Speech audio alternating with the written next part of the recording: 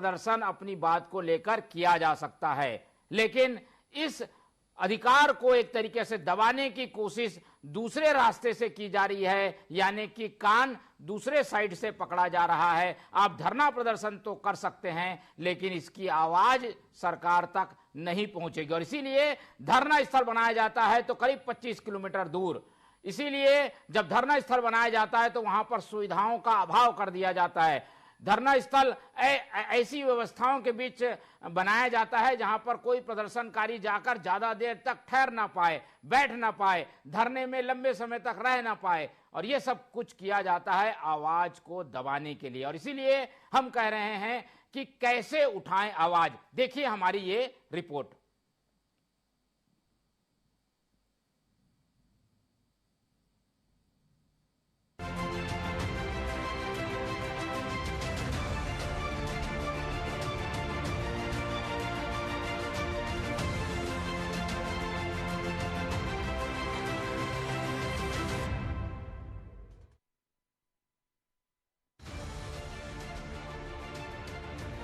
तूता में विश्राम के लिए प्रतीक्षालय तो है, पर वहाँ ना तो लाइट है और ना ही पंखा।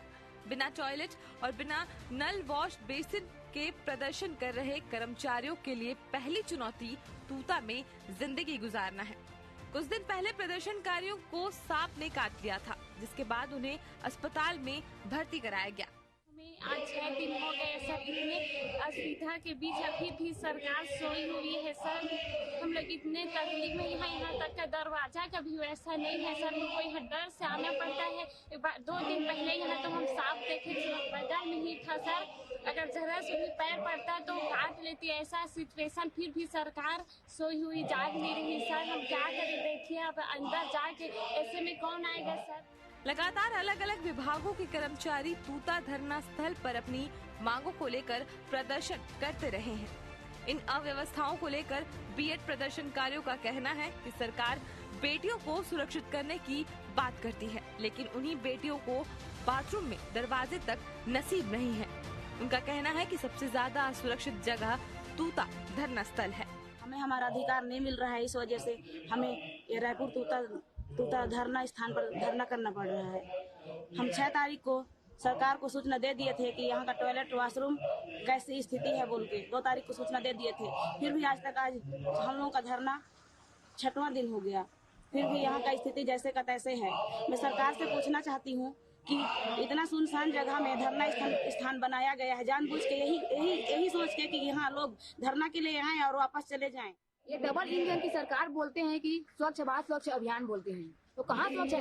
देखिए सर, टॉयलेट बाथरूम कितना गंदगी स्थिति में है। शासन प्रशासन यहाँ एक मिनट भी बैठ नहीं सकती इस धरना स्थल में। वहाँ हमें आकर यहाँ खड़ा कर दिया हम लोगों को धरना स्थल में। मैं यही सरकार से बस मेरा सवाल है कि बेटी बचाओ बेटी पढ़ाओ बोलते हैं, तो कहाँ बेटियाँ सुरक्षित है? एक मैडम की तबीयत भी खराब हो गई थी, फिर भी 6 दिन से हम लोग धरना स्थल में बैठे हैं, फिर हमें शासन प्रशासन से एक भी जवाब नहीं आया है कि क्या है क्या नहीं है, एक भी देखने तक नहीं आई है यहाँ सर। एक तरफ अव्यवस्थाओं के बीच कर्मचारी प्रदर्शन करने को मजबूर हैं, तो दूसरी तरफ सरकार और निगम इस अव्यवस्था पर चुप्पी साधे बैठे हैं। किसी कर्मचारी के साथ कोई अप्रिय घटना होने के बाद ही क्या सरकार के आंखों की पट्टी खुलेगी? कोई दुर्घटना होने पर आखिर जिम्मेदार कौन होगा? Bureau report, TV 24।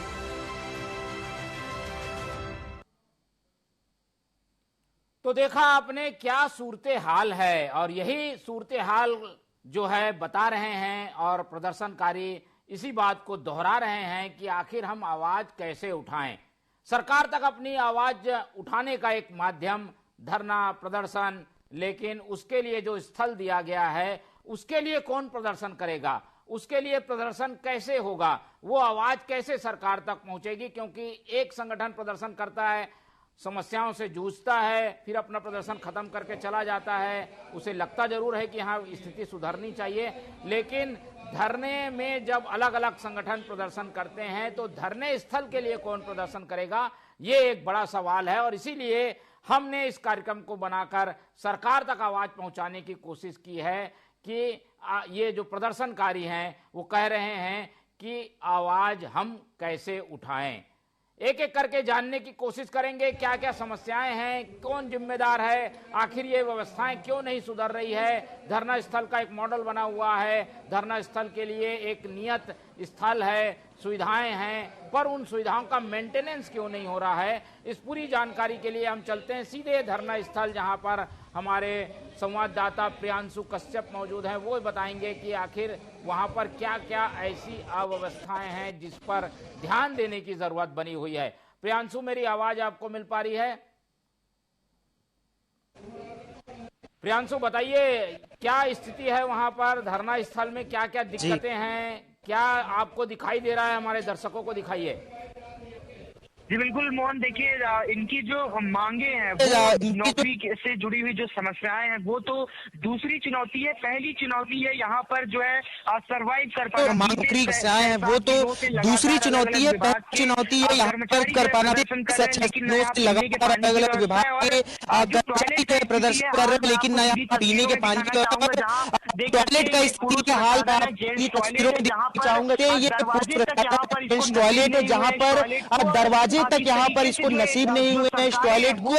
और किस तरीके से जो सरकारें हैं वो लगातार जो विकास की बात करती है, रायपुर के डेवलपमेंट की बात करती है, लेकिन ये तस्वीरें देख सकते हैं जहां बेसिन लगा हुआ है, अंदर में वो बेसिन विभिन्न प्रकार के जो देख सकते हैं कचड़ों के अंबार में जो है पूरी तरह से ढका हुआ है। जो यहाँ का जो वॉशरूम है वो, ये तस्वीरें आप पूरी तरह से इसके तस्वीर से अंदाजा लगा सकते हैं कि किस तरीके से जो है अवस्थाओं के बीच जो है यहाँ पर लोग प्रदर्शन करने को मजबूर है। आखिर इसके लिए प्रदर्शन कौन करेगा, इसका जिम्मेदार कौन होगा, इसको लेकर जो प्रदर्शनकारी है उनमें भी लगातार आक्रोश है। उनका साफ तौर पर कहना है कि उन्होंने एसडीएम से भी बातचीत की थी इस मामले में, इनसे बातचीत करते हैं। और बिल्कुल एक बात और, जो प्रदर्शन कर रहे हैं उसमें कुछ दिव्यांग साथी भी मौजूद हैं जो है शारीरिक रूप से अपंग हैं। ये तस्वीरें देख सकते हैं, इनसे सीधे बातचीत करते हैं।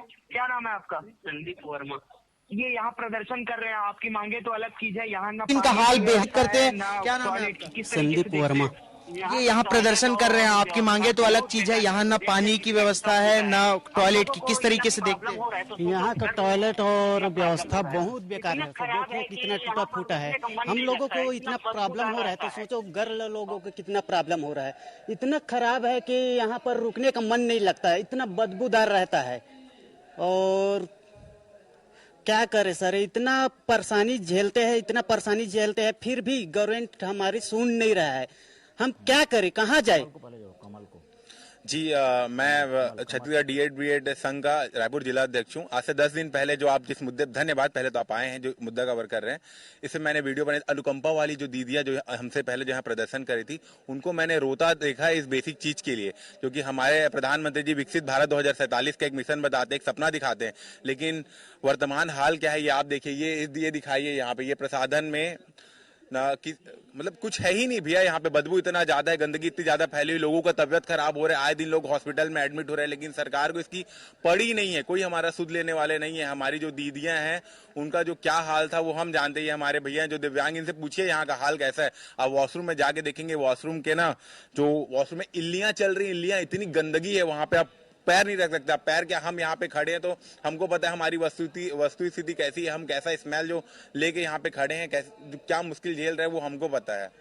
बिल्कुल, इसमें एक बड़ा सवाल ये भी है कि ये तो लड़कों के वॉशरूम का हाल है, लेकिन लड़कियां किस तरीके से मजबूर है यहाँ सरवाइव करने के लिए। एक तरफ सरकार जो है सुरक्षा की बात करती है महिलाओं की, लेकिन जो वॉशरूम में दरवाजे तक नहीं है। और इससे पहले भी जो प्रदर्शन कर रहे थे वो जब यहाँ पर सो रहे थे तो रात में सांप काट लेने की जो है घटना हुई थी, जिसके बाद उन्हें तत्काल अस्पताल में भर्ती कराया गया था। ना तो पानी पीने की व्यवस्था है, ना तो टॉयलेट की, और लगातार जो मूलभूत सुविधाएं हैं उससे यहाँ पर जो प्रदर्शन करने वाले लोग हैं वो वंचित है।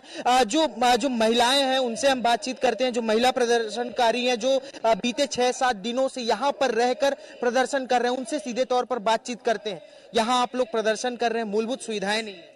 सर आप देख सकते हैं ये इतना गंदा हो चुका है टॉयलेट की हम लोग यहाँ बाहर में भी हम अपना नाक बंद करके बैठे हुए हैं। मतलब यहाँ बाहर यहाँ पहुंचते तक हमें 4 बार उल्टी उमकी आने लगता है। ये इतना खराब स्थिति है कि हम ये सोच नहीं सकते थे कि ये सरकार बेटियों की इज्जत करना सिखाती थी, आज उनकी इज्जत को इस तरह से नीलाम किया जा रहा है। आज जिस जगह पे जानवर घुस रहे हैं, जानवर सांप बिच्छी सब है वहाँ अंदर में, एक ठो नल नाम का चीज नहीं है, पानी भी नहीं आ रहा है। हम लोग कैसे रहे सर? यहाँ तो अपनी जिंदगी की लड़ाई हो गई है। हम लोग एक प्रशिक्षित होकर सोचते थे कि टीचर बन के अच्छा पद में रहेंगे, लेकिन आज तो हम नरक से भी ज्यादा जिंदगी जी रहे हैं। नरक है सर पूरा। आप एक महिला वहाँ रह ही नहीं सकती, 2 मिनट भी अगर टिक जाएगी ना तो वो चक्कर खा के गिर जाएगी। इतना गंदा स्थिति है यहाँ का। हम सोच सकते हैं कि सरकार हमारे साथ इतना अन्याय क्यों कर रही है, हमें जो गलती की है उसके सजा दे दे, लेकिन इस तरह से हमें जिंदगी से खिलवाड़ मत करे सर। आप लोग कैसे यहाँ पर सरवाइव करते हैं, फिर पूरे रह रहे हैं यहाँ पर? बहुत ही परेशानी झेलना पड़ रहा है सर।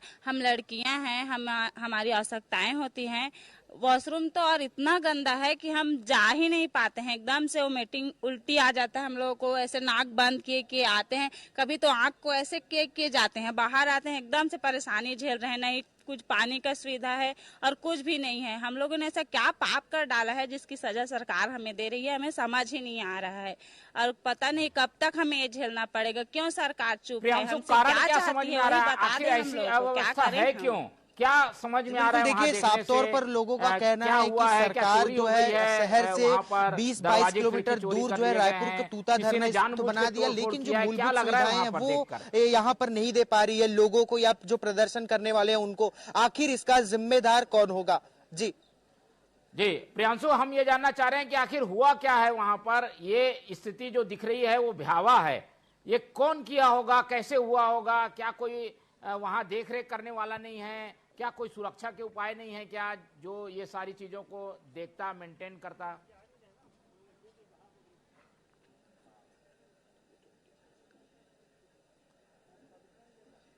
जी लगातार जो इस धरना स्थल पर अलग अलग विभाग के कर्मचारी प्रदर्शन कर रहे हैं और इससे पहले एसडीएम को भी अवगत कराया गया था जो प्रदर्शन कर रहे हैं उनके द्वारा। एसडीएम ने क्या कहा था बताइए। सबसे पहले बहुत बहुत धन्यवाद टीवी 24 का जो इस बहुत ही गंभीर मुद्दे को आज उठाए हैं। और ये देखा जाए तो शर्मनाक है इस सरकार के लिए, शर्मनाक है इस जो क्षेत्र को जो देखते हैं उसको। हमने 2 अक्टूबर को ही एसडीएम साहब जो आए थे उसको सीधा दिखाए भी थे कि कितना प्रॉब्लम हो रहा है करके। आज हो गए 8 अक्टूबर, 6 दिन में भी आज इसका समाधान नहीं हो पाया है। ये हमारे लिए गंभीर बात है। यहाँ बहन भाई सब आए हुए बहादुर से, कोरिया से, जसपुर से, सरगुजा से, बलरामपुर से, बस्तर से, अपने घर परिवार को सब कुछ छोड़ के आए इस उम्मीद में कि तूता का मैदान अच्छा होगा। एक तो हमारी लड़ाई तूता के मैदान में अपने धरने के लिए, अपने नियुक्ति के लिए है, दूसरी लड़ाई हमारे यहाँ पर अपने स्वास्थ्य के लिए है। मैं आपको बता दूं 2 अक्टूबर का आने के बाद 3 अक्टूबर को ही 3 लोगों को हमारे यहाँ हॉस्पिटल भेजा गया था। प्रॉब्लम उल्टी, खून का उल्टी किया एक लड़का, एक मैडम को चक्कर आ गया था, उसको प्रॉब्लम आया तो तुरंत हॉस्पिटल लेके गए थे। जिम्मेदार क्यों? यहाँ आते हैं 2 मिनट खड़े नहीं, बहुत ज्यादा सांप बिच्छू का दिक्कत है, इतना है। मैं तो बोल रहा हूँ कोई भी सरकार किसी को भी भेजे बस खड़ा करवाए, एक बार प्रयोग करके देखे कैसा इस हालात है। ये हालात दिखाए, इतना गंभीर है, इतना खतरनाक है। मैं क्या ऐसे स्थिति में कैसे रह सकते? क्या यही है सुशासन? हम भी बोलते थे बेटा बेटी बचाओ, हम बेटी को धरना स्थल इधर आया है नया तूता रायपुर में। ये लोकतांत्रिक सरकार है, वो लोगों की आवाज को दबाने के लिए रायपुर से 20-25 किलोमीटर दूर यहाँ पर लेके आया है। और इसके लिए हमने समय समय पर जिला प्रशासन को, माननीय मुख्यमंत्री को, तत्कालीन मुख्यमंत्री को, वर्तमान मुख्यमंत्री को ज्ञापन सौंपा है और अवगत भी कराया है कि जो तूता धरना स्थल है उसमें आवश्यक व्यवस्था किया जाए। इसके पहले बूढ़ापारा में हम लोग क्या है, जो भी प्रदेश के जो पीड़ित जो लोग हैं, नागरिक हैं, वो अपना बातें रखने के लिए वहाँ पर धरना प्रदर्शन करते थे। इसके लिए भी हमने विरोध किया था कि भाई धरना प्रदर्शन का स्थल जो है पुराना रायपुर से नया रायपुर ना ले जाए जब तक कि आवश्यक व्यवस्था ना हो, और यदि आवश्यक व्यवस्था होती है तभी वहाँ पर ट्रांसफर किया जाए। हमने व्यक्तिगत तौर पर हमारे संगठन ने, क्योंकि हमारा संगठन कई सारे संगठनों से मिलकर बना हुआ है, आए दिन कुछ न कुछ क्या है इस तरह से क्या है धरना प्रदर्शन अपनी बातों को रखने के लिए करते हैं। तो बहुत ही विकट स्थिति है, हमारी बात को कोई सरकार सुनने के लिए तैयार नहीं है और इसके माध्यम से आम नागरिक की आवाज को, आम जनता की आवाज को सरकार दबाना चाहती है। आज हम देखते हैं, हमने पहले भी इसके लिए कई तरह से मांगे रखी थी कि भाई वहाँ पर चौकीदार हो, पानी की व्यवस्था हो, प्रॉपर फेंसिंग हो, साफ सफाई हो। लेकिन बार बार लिखने के बाद भी, बार बार अनुरोध करने के बाद भी न तो नया रायपुर प्राधिकरण न जिला प्रशासन किसी प्रकार की वहाँ पर व्यवस्था कर रही है, जिससे आज आप वहाँ देखेंगे तो जो बाउंड्री वाल है वो उखड़ गया है, उसको उखाड़ के लोग ले गए हैं। वहाँ पर जो वेटिंग हॉल है उसमें दरवाजा टूट गई है, उसको ले गए हैं। जो वॉशरूम है वहाँ पर दरवाजा नहीं है। अब इस टॉयलेट में पानी नहीं है, उस टॉयलेट की कल्पना आप कैसे कर सकते हैं? बिल्कुल बहुत सही बात कही आपने। दृश्य भी हम दिखा रहे हैं गोपाल जी, और ये साफ पता चलता है कि नया रायपुर विकास प्राधिकरण जो बना है उसने धरना स्थल से अपना मुंह मोड़ लिया है। वैसे तो वो काफी व्यवस्थाएं करने की बात कहता है, नई राजधानी को बसाने की बात कहता है, लेकिन उनके दावों की पोल खोल रहा है ये धरना स्थल। और ये जानबूझकर किया गया ऐसा लगता है, क्योंकि यहाँ सुविधाएं होंगी तो धरना स्थल पर धरना बढ़ेगा। धरना स्थल पर आने वाले प्रदर्शनकारी सरकार के खिलाफ होते हैं, तो शायद सरकार के खिलाफ आवाज को दबाने की कोशिश है। एक और कर्मचारी अधिकारी फेडरेशन के जो महासंघ है उसके संयोजक और अध्यक्ष हमारे साथ मौजूद हैं, कमल वर्मा जी। उनसे समझने की कोशिश करते हैं, क्योंकि कर्मचारियों के अलग अलग संगठन, करीब 33-34 संगठनों से वो जुड़े रहते हैं। कमल जी, बहुत स्वागत है हमारे खास कार्यक्रम में आपका। हाँ, धन्यवाद, बहुत बहुत धन्यवाद आपको। जी अभी जो बिल्कुल कमल जी, हम ये जानना चाहेंगे, आपके पास फीडबैक तो जरूर आता होगा, ये सुधारने के लिए आप लोग क्यों पहल नहीं करते? अपने संगठन की ओर से मांग रखिए, क्योंकि प्रदर्शन और धरना स्थल की एक जरूरत रहती है, तो वहां पर ये व्यवस्थाएं सुधर जाए तो बेहतर रहता। देखिए, ये जो छत्तीसगढ़ कर्मचारी अधिकारी फेडरेशन 23-24 संगठनों का प्रतिनिधि संगठन नहीं है, ये 116 संगठनों का प्रतिनिधि संगठन है। ये धरना स्थल को लेकर हमने जो है आंदोलन भी किया, हमने शासन प्रशासन को पत्राचार भी किया है ना, लेकिन सरकार जो है मौन है, खामोश है। ये जो कर्मचारियों की जो आवाज है उसको दबाने का एक बहुत बड़ा साजिश है। मैं आपके चैनल के माध्यम से सरकार से पूछना चाहता हूँ या पूर्व सरकार से पूछना चाहता हूँ, जब भी कोई राजनीतिक पार्टी जो है, जब इनको धरना प्रदर्शन करना होता है तो कहीं भी शहर के अंदर रोड को खोद देते हैं और वहाँ ब्लॉक कर देते हैं और पूरे दिन भर जो है ट्रैफिक जो है अस्त व्यस्त हो जाता है। तो क्या कर्मचारी अधिकारियों के लिए, हमारे लिए अलग अलग अलग नियम कानून? आप तूता में हमको भेज दिए, हम जो लोकतंत्र में हम अपनी आवाज को जो है कहाँ रखें? यहाँ पर इतनी अव्यवस्थाएं हैं, यहाँ पर ना तो बाथरूम में कोई भी व्यवस्था है, यहाँ महिलाएं कर्मचारी आएंगी तो उनके लिए कोई यहाँ पर किसी प्रकार का कोई और व्यवस्था जो होना चाहिए महिलाओं के लिए, प्रसाधन के लिए, वो नहीं है। लगातार बोलने के बाद में भी ऐसा हो गया है कि हम तो अपनी मांगों से भटक गए हैं। अब हमको ऐसा आंदोलन करना पड़ रहा है कि ये धरना स्थल को ठीक किया जाए। नहीं, जिम्मेदार लोगों से आपकी बातचीत हुई होगी, उनका क्या जवाब रहता है? ये समस्या तो है, पर इसको हल कैसे किया जाए, आपकी कोई बात हुई है क्या? कोई गंभीर नहीं है। और हम लोग तो, मैं तो यही बोलता हूँ पूरे प्रदेश भर के कर्मचारी अधिकारी संगठन को, कि जब जो राजनीतिक पार्टी अपना आंदोलन शहर के अंदर में करते हैं तो प्रशासन जो है वो हमारे लिए अलग नियम क्यों बनाए? हम लोग भी करेंगे वहाँ पे प्रदर्शन, और जो भी लाठीचार्ज करना है, डंडे चलाना है, जो करना है करे प्रशासन जो है। लेकिन हम जो है कब तक अपनी बातों को, हम लोग 23 साल होने जा रहा है, हम लोग लोकतांत्रिक तरीके से अपनी बातों को रखना चाहते हैं। न कोई सुविधा दी जा रही है, न किसी प्रकार का यहाँ पर कोई व्यवस्था है। तो ये तो बहुत गंभीर विषय है। लगातार हम शासन प्रशासन से पत्राचार भी कर रहे हैं, बात भी कर रहे हैं, फिर भी सरकार मौन है। ठीक है, तो ये एक वाजिब समस्या है जी, इसके लिए लगातार प्रयास किया जा रहा है। कमल जी, आप तो मंत्रालय में भी बैठते हैं, कहाँ पर ये चीजें अटकी हुई हैं? क्या जानबूझकर ऐसा किया जा रहा है ताकि धरना और प्रदर्शन स्थल पर कोई ना आए या ज्यादा देर ना रहे? बिल्कुल सही बात बोल रहा है, यहाँ पर समन्वय की कमी है। NRDA में बात करो तो प्रशासन से बात करो, जिला प्रशासन से बात करो तो बोलते हैं कि RDA बात करो। ये आपस में अधिकारियों के बीच में कोई समन्वय नहीं है, और ये लोग नहीं चाहते कि हम लोग जो है कोई आंदोलन करें, अपनी बातों को आंदोलन को कुचलने का एक साजिश कहा जाए। और यदि ये लोग चाहे आपस में बैठकर व्यवस्था बनाना चाहे तो ये व्यवस्था कर सकते हैं। आपके चैनल के माध्यम से फिर से मैं सब प्रशासन से अपील करता हूं कि जो धरना स्थल है, पहली बात तो हम ये तूता में धरना स्थल नहीं बनाना चाहते। आप जो है पुराना बस स्टैंड है, हम लगातार मांग कर रहे हैं फेडरेशन की तरफ से, वहाँ पीछे काफी बड़ा जगह है, उस जगह को हमको उपलब्ध कराएं, या साइंस कॉलेज का जो मैदान है उसको हमको उपलब्ध कराएं। तो हम चाहते हैं कि भाई हम भी एक नागरिक हैं, हमें ये जो है ना लोकतंत्र से हमें वंचित ना रखा जाए, जो इस सिस्टम से हमसे बाहर ना किया जाए कर्मचारी अधिकारी संगठनों को।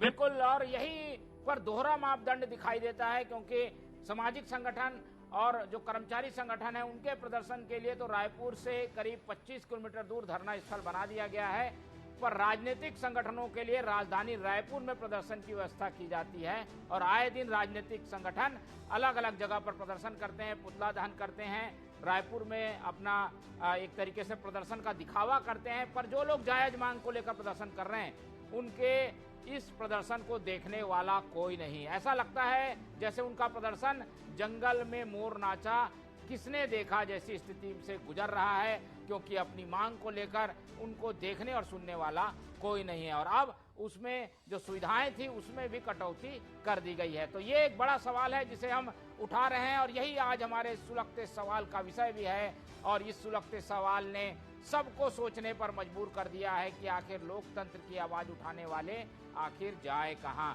एक बार फिर से चलेंगे धरना स्थल पे, जहां पर प्रियांशु हमारे संवाददाता जुड़े हुए हैं। हम जरूर कोशिश करेंगे कि जो इसके लिए जिम्मेदार हैं, खासतौर पर नया रायपुर विकास प्राधिकरण और जिला प्रशासन के लोग जो कि व्यवस्थाओं को संभालते हैं, उनसे भी बातचीत की जाए। प्रियांशु की ओर चलते हैं। प्रियांशु, बताइए क्या वहां पर कुछ व्यवस्थाएं, करीब पानी पीने के लिए तो व्यवस्था है कि नहीं वहां पर? क्या पानी की भी व्यवस्था नहीं है वहां पर?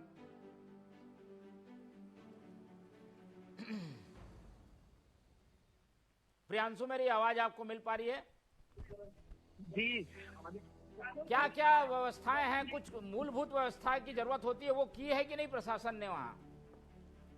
बिल्कुल, कोई भी मूलभूत जो है सुविधाएं यहाँ पर नहीं दी गई है। ना तो पीने के लिए पानी की व्यवस्था है और ना ही टॉयलेट की व्यवस्था है। किसी भी प्रकार की कोई व्यवस्था यहाँ पर नहीं की गई है। और जो प्रदर्शनकारी है वो जब यहाँ पर रात में सोते हैं तो विभिन्न प्रकार की विषैले जो है जीव, कीड़े मकोड़े भी यहाँ पर पहुंचते हैं। बीते दिनों एक सांप गांठ लेने की घटना भी निकलकर सामने आई थी। तो इस तरह से जो जिला प्रशासन है उसकी जो है पूरी तरीके से लापरवाही सामने नजर आती है। और एक तरफ महिलाओं को सुरक्षा देने की बात सरकारें करती हैं, लेकिन जिस तरीके से यहाँ पर जो महिलाएं आकर प्रदर्शन कर रही हैं, 8-8, 10-10 दिन से यहाँ पर रुक रही हैं, किसी भी प्रकार की कोई सुरक्षा की दृष्टि से को यहाँ पर कोई कदम नहीं रखा गया है। और जो वॉशरूम है महिलाओं के लिए उसमें भी कोई गेट की सुविधा नहीं है किसी भी प्रकार की। तो इस तरह से बड़ी लापरवाही जो है एक देखी जा रही है। और वो भी राजधानी रायपुर से 17 किलोमीटर दूर पर जो है ये रायपुर का तूता धरना स्थल बनाया गया। आसपास भी कोई सुविधा यहाँ पर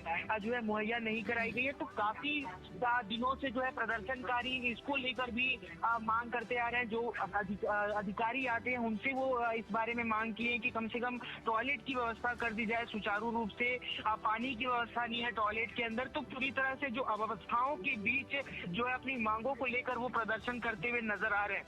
जी बिल्कुल, और इन चीजों को सुधारने की जरूरत होगी, क्योंकि लोकतंत्र में आवाज उठाने की स्वतंत्रता है। लेकिन यहाँ ऐसा लगता है कि प्रदर्शनकारी मन में सोच रहे होंगे कि आवाज कैसे उठाएं। हालांकि मजबूरी है तो सुविधाओं के बीच, सुविधाओं के अभाव के बीच लगातार प्रदर्शन जारी है, अपनी बात पहुंचाने की कोशिश की जा रही है। लेकिन ऐसे लोग जो कि अपनी मांग पहुंचाना चाहते हैं, उनकी मांग क्या है वो आज हम जिम्मेदार लोगों को बता रहे हैं। इस पूरे मामले में हम रायपुर जिले के कलेक्टर से संपर्क करने की कोशिश कर रहे हैं। उनसे संपर्क होता है तो बातचीत करेंगे। गौरव सिंह, रायपुर कलेक्टर, उन्होंने अभी अभी फोन काटा है, जैसे कि हमें जानकारी मिली है। इससे पता चलता है कि इस तरीके के मामलों के प्रति सरकार और प्रशासन का रवैया कैसा है, प्रशासन किस तरीके से इस मामले से कन्नी काट रहा है। और ये केवल एक जगह की बात नहीं है, हर जगह ऐसी स्थिति का सामना करना पड़ता है। ऐसे मामलों में कोर्ट को भी दखल देने की जरूरत पड़ेगी, क्योंकि दिल्ली में जब इस तरीके की स्थिति बनी थी कि धरना और प्रदर्शन स्थल पर सुविधाओं का अभाव कर दिया गया था, तो कोर्ट के निर्देश पर स्पेशल धरना स्थल पर सुविधाओं को बढ़ाने के निर्देश आए थे और उसके बाद से जंतर मंतर और उसके आसपास के इलाकों में सुविधाएं बढ़ाई गई थी। कुछ ऐसी स्थिति से रायपुर भी गुजर रहा है और रायपुर में जो सूरत हाल है धरना स्थल के, वो हम आपको दिखा रहे हैं। पहले धरना स्थल मोती बाग हुआ करता था, फिर उसके बाद बूढ़ा तालाब बना और उसके बाद अब तूता में ये धरना स्थल है जहां स्थितियां बहुत खराब है। बुरी हालत में वहां पर प्रदर्शनकारियों को अपनी मांग को लेकर बैठना पड़ता है, मजबूरी है, पर सरकार शायद सुन नहीं रही है। हम कोशिश कर रहे हैं कि हमारी आवाज वहां तक पहुंचे और इस टीवी चैनल के इस पूरे कार्यक्रम के जरिए हम कोशिश करेंगे कि ये बात वहां तक पहुंचे ताकि जिम्मेदार लोगों के कान खड़े हों और वो उठकर आएं और ऐसी चीजों को ध्यान दें। और छोटी मोटी चीजें हैं, कोई बड़ा खर्च भी नहीं है, केवल टॉयलेट को सुधारना है, पानी की व्यवस्था करना है, कुछ सुरक्षा के लिए गार्ड की तैनाती करना है ताकि कोई असामाजिक तत्व वहां इस तरीके की तोड़ फोड़ ना कर दे, लेकिन वो भी नहीं हो पा रहा, जिससे पता चलता है कि कहीं ना कहीं व्यवस्था में खामी है, कहीं ना कहीं जो व्यवस्था है उसे ठीक करने की जरूरत बनी हुई है। जिम्मेदार लगातार बचने की कोशिश कर रहे हैं और जब ऐसी स्थिति बनती है तो उससे पता चलता है कि समस्याओं को ठीक करने के बजाय उससे मुंह मोड़ने की एक कवायद में जुटी हुई है ये पूरी व्यवस्था। फिलहाल हम तो उम्मीद करते हैं कि ये जो स्थिति बनी है, प्रदर्शन स्थल पर जो लोग बैठे हुए हैं उनके लिए पर्याप्त सुविधाएं की जाए, उनका भी ये मौलिक अधिकार है, तो उसे ठीक करने की कोशिश होनी चाहिए। लेकिन अभी स्थितियां जैसी हैं वैसी बनी हुई है। हम इस मुद्दे को छोड़ेंगे नहीं, आज इस मुद्दे को उठाया है, अगले बार एक बार फिर से बातचीत करने की कोशिश करेंगे और इस व्यवस्था को ठीक करने की कोशिश करेंगे। लेकिन अगर व्यवस्था ठीक नहीं होती तब तक हम इस मुद्दे को छोड़ेंगे नहीं, क्योंकि ये एक ऐसा मुद्दा है जो कि लोकतंत्र से, संविधान से जुड़ा हुआ है और संविधान की रक्षा करना हम सबका दायित्व है। फिलहाल आज सुलगते सवाल में यही सुलगता सवाल हम छोड़ के जा रहे हैं कि कैसे उठाएं आवाज, क्योंकि इसका हल अभी निकलता हुआ दिखाई नहीं दे रहा है। ऐसे में इस सवाल का जवाब को खोजने की बार बार हम कोशिश करते रहेंगे और आप भी अपनी ओर से पहल कीजिए, हम भी अपनी ओर से पहल करेंगे, तब दोनों ओर से ये आवाज सरकार तक पहुंचेगी। फिलहाल आज के लिए इतना ही, अगली बार फिर नए सुलगते सवाल के साथ आपसे होगी मुलाकात। तब तक दीजिए मुझे इजाजत और आप लोग देखते रहिए टीवी 24। रखिए अपना बहुत ख्याल। नमस्कार।